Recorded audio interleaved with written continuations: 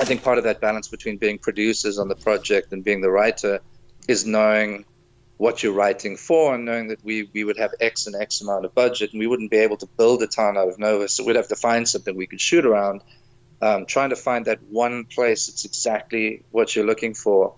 And in those 5,000 miles, we found one town, which was called Lady Grey, and that became our Marseille in the story. And we stayed there for about a month the first time, where I broke the story, did the first outlines, spent a lot of time wandering mountains, wandering streets, meeting people, listening to stories. We would chat to farmers and go, this is what we're doing. We're doing a modern contemporary Western. Is there anything you can think of that would make a great location for this movie? And like, oh, you should go and look at the abandoned railway line. So we would follow an abandoned railway line up into the mountains until we found a tunnel to nowhere, essentially. And the story behind it was that they'd been planning on building a bridge over a valley.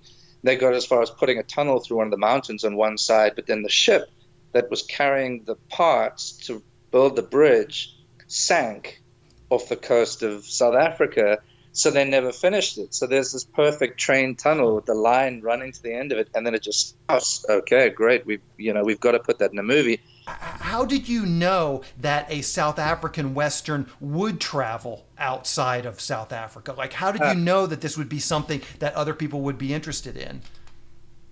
I don't know that you ever really know, but I think you believe. I think when you believe in something.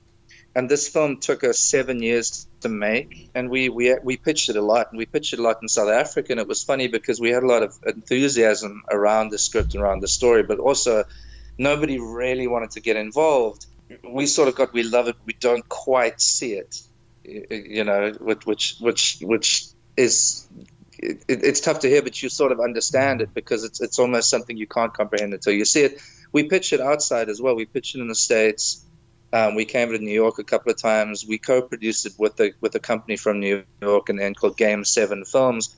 And I think when we pitched the first time and had these really enthusiastic reactions stateside, then we knew that we had something that was working. Thanks for checking out this clip from the Selling Your Screenplay podcast. If you'd like to hear the full interview, just go to sellingyourscreenplay.com/podcasts.